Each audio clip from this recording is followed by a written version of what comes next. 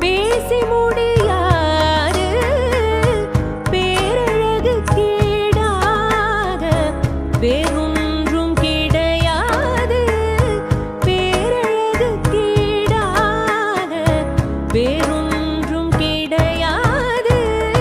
சின்னஞ்சிறு பெண் போலே சிற்றாடை உடுத்தி சிவகங்கை குளத்தருகே ஸ்ரீ